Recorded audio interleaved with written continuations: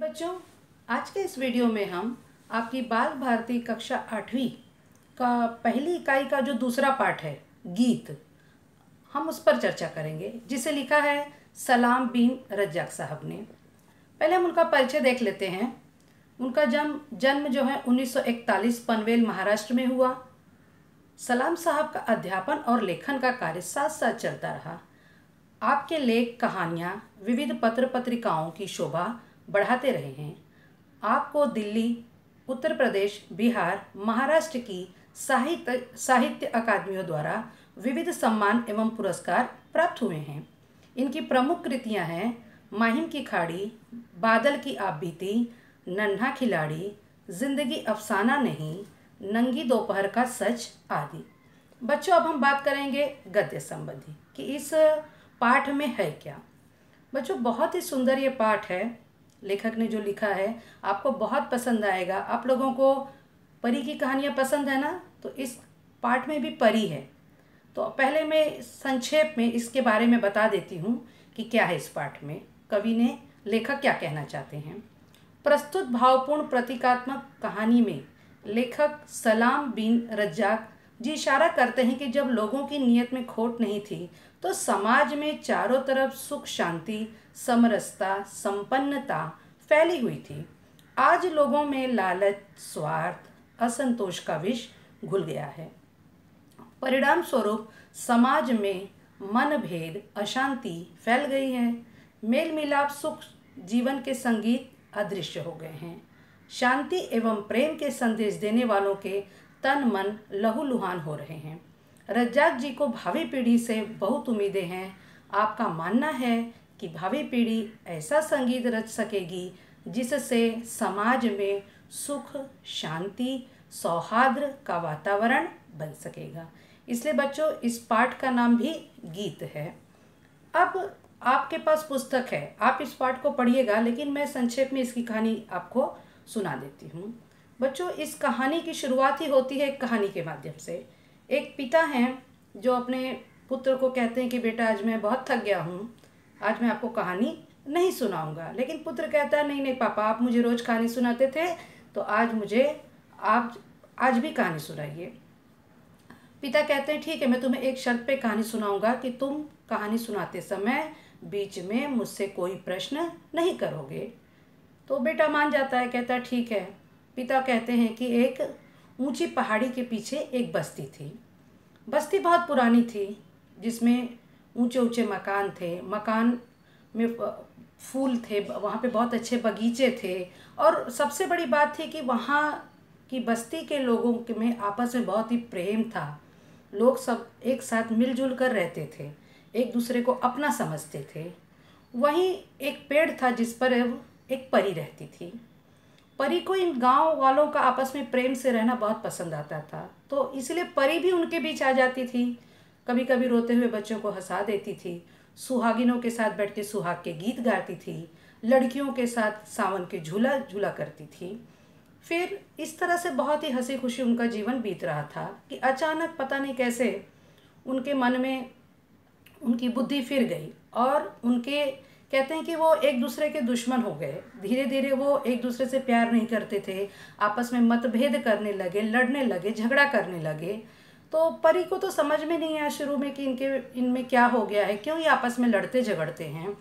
फिर भी परी उनके बीच जाती थी, लेकिन देखा परी ने कि लोग परी को ध्यान ही नहीं देते थे। वो आपसी अपने वैमनस्य में, आपसी झगड़े में इतने मशगूल हो गए थे कि उनको परी आई नहीं आई या परी उनके जीवन में क्या मायने रखती है, इसका उनको कोई फ़र्क नहीं पड़ता था। तो फिर धीरे धीरे जब परी ने महसूस किया कि ये आपसी लड़ाई झगड़े में ही ये मशगूल हैं, तो उसने वहाँ पे जाना छोड़ दिया।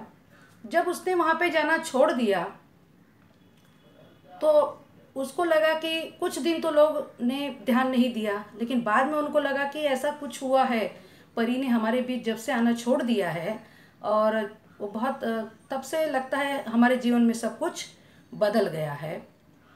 तो फिर उन्होंने सोचा कि परी को ढूंढा जाए। वो परी को ढूंढने लगे, परी को ढूंढने के बाद जब परी नहीं मिली तो सब एक दूसरे के ऊपर आरोप प्रत्यारोप करने लगे कि परी तुम्हारी वजह से चली गई, दूसरे कहते तुम्हारी वजह से चली गई। धीरे धीरे बस्ती में दो गुट हो गए और वो लोग लड़ने के लिए एक दिन मैदान में आकर ऐसा सोचे कि अब लड़ लिया जाए। इतना उन लोग के बीच झगड़ा विवाद बढ़ चुका था।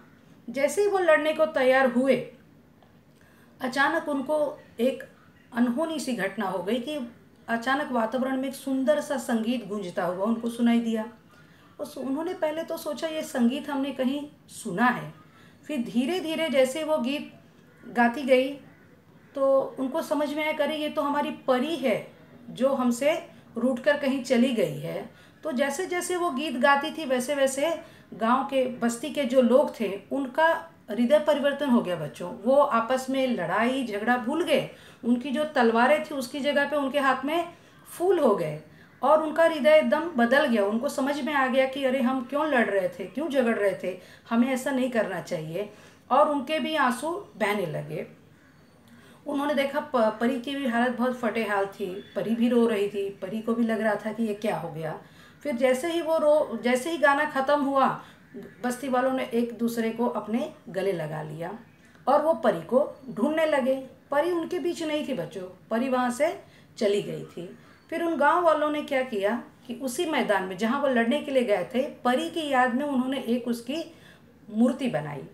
और कहते हैं कि बस्ती में जब भी कभी झगड़ा फसाद होता था, उनके बीच आपसी वैमनस्य होता था, वाद विवाद होता था, तो वो लोग उसी मैदान में चले जाते थे और परी की जो प्रतिमा थी, जो मूर्ति थी, उसके अगल बगल खड़े होकर उसी गीत को गाने लगते थे, जिससे उनके बीच में सारा झगड़ा खत्म हो जाता था। ये चमत्कार होता था। फिर इस तरह से पिता ने कहा कि बेटा ऐसा ये संगीत है कि जिसकी वजह से लोगों में वैमनस्य खत्म हो गया। पिता ने जैसे ही कहानी सुनाना बंद किया तो बच्चे ने पूछा कि पिताजी, आपने तो कहा था कि कहानी जब तक मैं सुनाऊं तब तक कुछ मत पूछना, लेकिन अब कहानी ख़त्म हो गई तो मैं आपसे एक बात पूछूं। तो पिता ने कहा ठीक है पूछो, क्या पूछना चाहते हो। तो बच्चे ने कहा पापा आप मुझे वो गीत बताइए ना, वो कौन सा संगीत था जिसकी वजह से बस्ती वाले एक हो जाते थे, उनका लड़ाई झगड़ा बंद हो जाता था। तो पापा ने कहा कि मुझे अभी याद नहीं आ रहा है वो कौन सा गीत था। बच्चा जिद करने लगा, बोले नहीं पापा आप मुझे बताओ, अगर आपने मुझे नहीं बताया तो मैं ये समझूंगा कि आपकी कहानी झूठी थी। पिता ने कहा बेटा कहानियाँ झूठी होती हैं, वो काल्पनिक होती हैं और ये कहानी भी काल्पनिक है, लेकिन क्या तुम ऐसा कोई संगीत रचोगे जब बड़े हो जाओगे। तो बेटे ने कहा हाँ पापा, जब मैं बड़ा हो जाऊंगा तो मैं ऐसा कोई ना कोई गीत ज़रूर लिखूंगा जिससे कि लोगों के दिलों की आपसी नफ़रत प्यार में बदल जाए।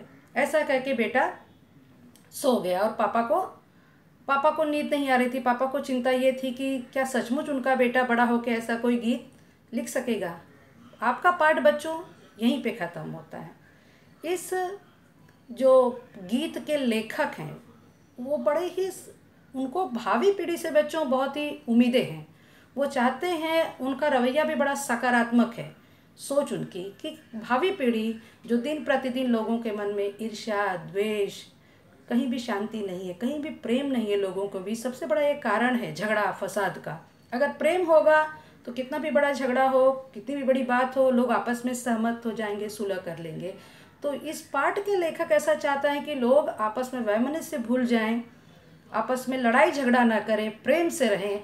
इस तरह का एक संदेश उन्होंने अपनी इस प्रतीकात्मक कहानी के माध्यम से देने का प्रयास किया है। बच्चों आप इस पाठ को पढ़िए, आप सबके पास पुस्तक है, अगर पुस्तक नहीं भी है तो स्क्रीन पर मैंने ये पूरा पाठ डाला हुआ है, आप इसको पढ़िए, आपको बहुत आनंद आएगा बच्चों। बहुत ही सुंदर पाठ है ये, मुझे बहुत पसंद है। कक्षा 8वीं के वैसे तो सभी पाठ बहुत अच्छे हैं, लेकिन ये विशेष करके तो बहुत ही अच्छा पाठ है ये। मैं चाहूँगी कि आप इसे पढ़ें। अगली बार इसके हम थोड़े से प्रश्नोत्तरों पर भी चर्चा करेंगे, तब तक आप इसको पढ़ लीजिए। अगली बार हम मिलेंगे नए विषय के साथ। धन्यवाद।